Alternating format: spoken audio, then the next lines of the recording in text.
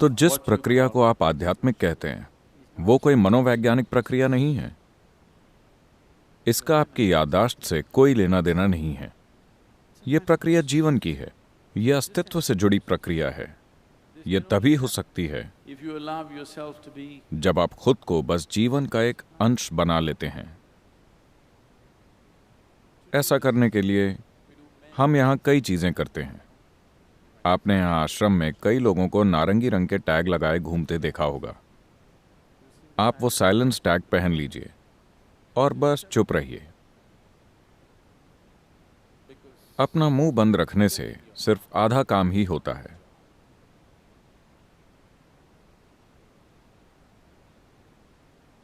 मौन होना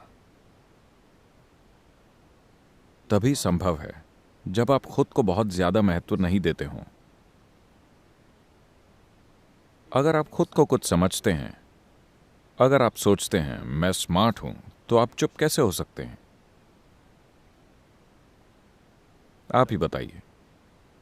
अगर आप सोचते हैं मैं स्मार्ट हूं, तो आप चुप कैसे रह सकते हैं?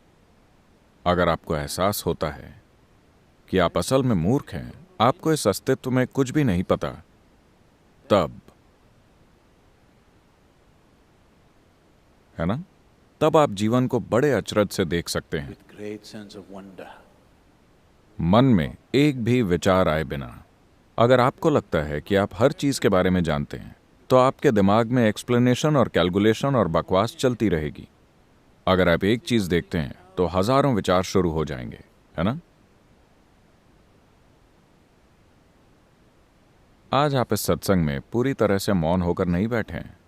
आप मुझसे सहमत हो रहे हैं, असहमत हो रहे हैं, अपने भीतर कमेंट कर रहे हैं, अपने बगल में बैठे इंसान के कपड़ों पर कमेंट कर रहे हैं, उसकी तारीफ कर रहे हैं, उसकी बुराई कर रहे हैं। सब कुछ चल रहा है। क्या मैं गलत हूं?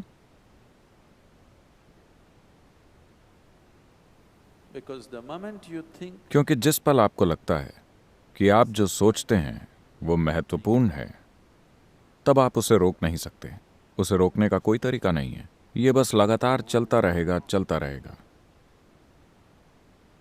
जब आपको एहसास होता है कि जीवन के संदर्भ में आपके विचारों की कोई कीमत नहीं है, बस याददाश्त खुद को बार बार दोहरा रही है। ये बस वही पुरानी बकवास है जो खुद को दोहरा रही है। लेकिन अगर आप उत्साहित हैं, अगर आप इस दोहराने से मोहित हो गए हैं, अगर आप सोचते हैं कि यह बहुत शानदार है, तो आप इसे नहीं रोक सकते। अगर आप इसके पैटर्न्स को देख पाते हैं, अगर आप इसकी मूर्खता को देख पाते हैं, तब आप धीरे धीरे खुद को इससे दूर कर लेंगे और यह ढह जाएगा, क्योंकि बिना ध्यान दिए यह जारी नहीं रह सकता।